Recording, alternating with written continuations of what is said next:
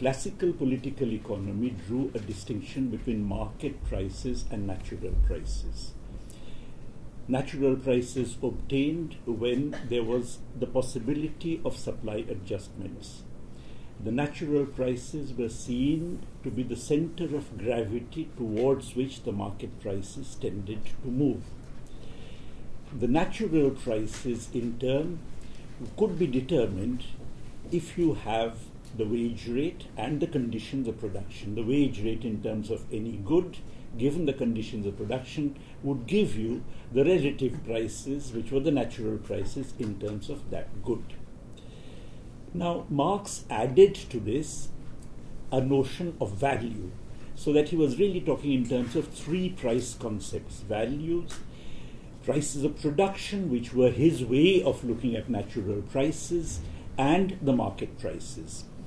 He also agreed that market prices tended to gravitate towards natural prices or towards prices of production.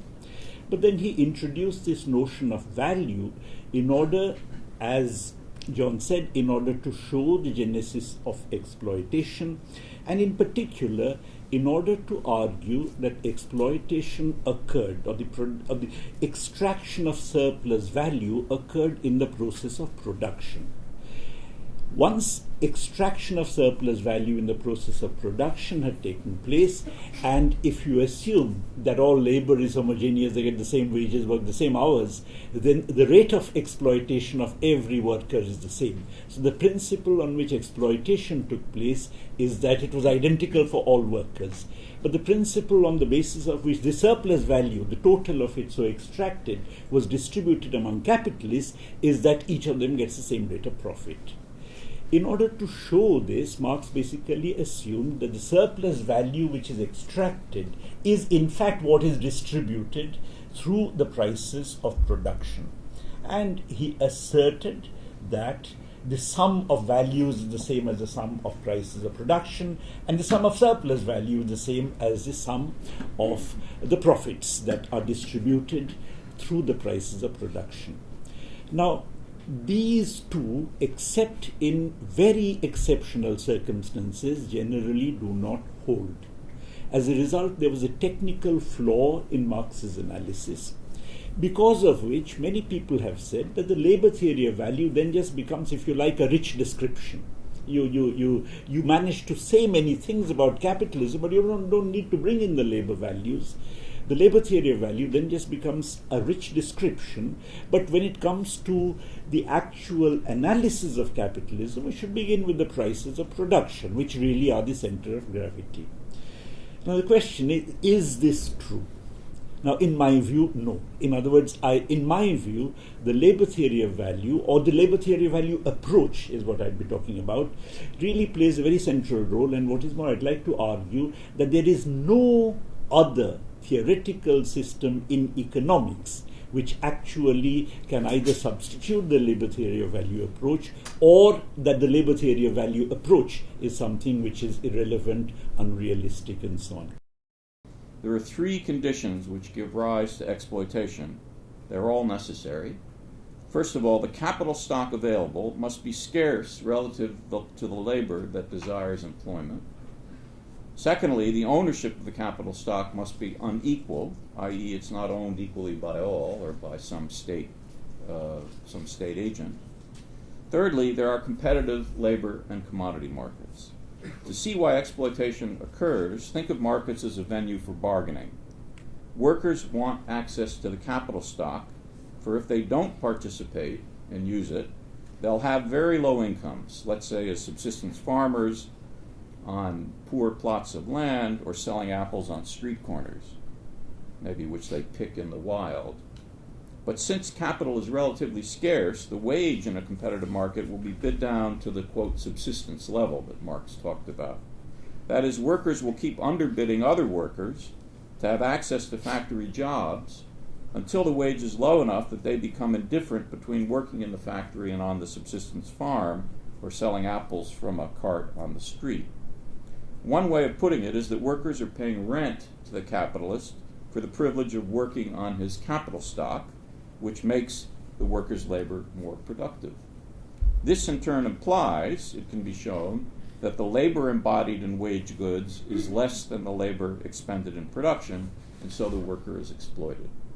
And this, it all happens at equilibrium prices in a neoclassical competitive equilibrium, without any reference to labor values as prices, although labor values are necessary to define embodied labor times and therefore exploitation. Now we come to an important point. Is the rent workers are paying to the capitalist ethically all right, or is it immoral? This is the key question.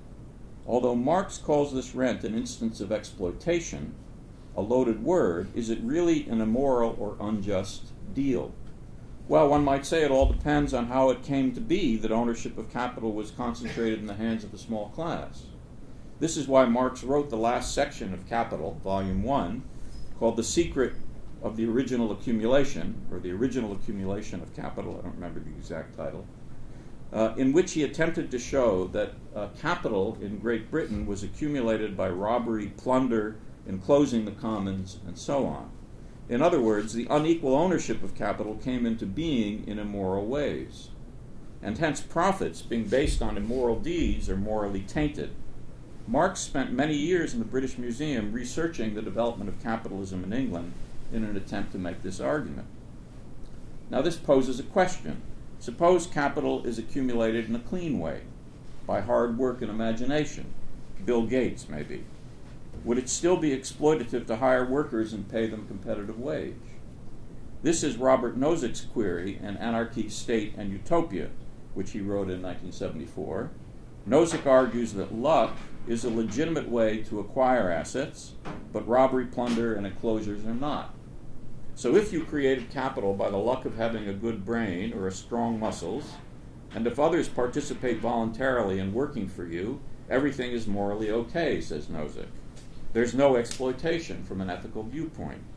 Marx himself did not deal with this problem. As I said, he was content to say that capital always rose covered in blood. End of story. Certainly capitalist history is in large part a story of shady dealings, if not outright murder, genocide, and so on. But we must face the question of whether a clean capitalism is possible, and if it is, what is its moral status? In other words, Nozick's question. Some will argue that a clean capitalism is never possible, and if that were so, we never need to face the critical ethical question of whether clean capitalism would be ethically acceptable. I prefer to say that there are many examples of clean capitalism, maybe not entire nations, but certainly some capitalist transactions within some capitalist economies. Are we to say that the Korean grocers who work 80 hours a week in the corner store are not entitled to eventually buy their own store, hire workers, and prosper? After all, they built the capital on their own labor. The answer is offered by modern political philosophy, beginning with Rawls and extending through Ronald Dworkin, G.A. Cohen, Richard Arneson, and others. Suppose we take the viewpoint that the distribution of families into which children are born is morally arbitrary. The genetic makeup one is born with is a matter of luck. And now, crucially, we deny Nozick's postulate that luck is an acceptable way of acquiring assets. Then, to the extent that those who end up accumulating capital do so as a result of their family backgrounds, genetic makeup, the social status that came with their family backgrounds, and the education which followed from this, that accumulation is unacceptable, for it's a consequence of luck. Or rather, the unequal incomes that follow from having that accumulation are unacceptable. Rawls would say the possession of these assets is morally arbitrary. The condemnation of Marxian exploitation now becomes a much subtler undertaking. It's not due to the fact that capital was accumulated by robbery and plunder, but rather to its being accumulated through the good luck of the birth lottery, or in large part so accumulated. But note, what really follows from this argument is not that exploitation as such is morally bad, that is to say, these unequal labor accounts, but rather that inequality of condition is morally bad to the extent that it results from the luck of the birth lottery. Sure, it's still true that Marxist exploitation is taking place in a capitalist system, but it's not of great interest to compare accounts of labor expended against labor consumed in commodities, what's at issue is unjust inequality of condition. So modern political philosophy of the genre that I'm referring to is a more general theory of injustice than the theory of exploitation. And I think this is the correct theory.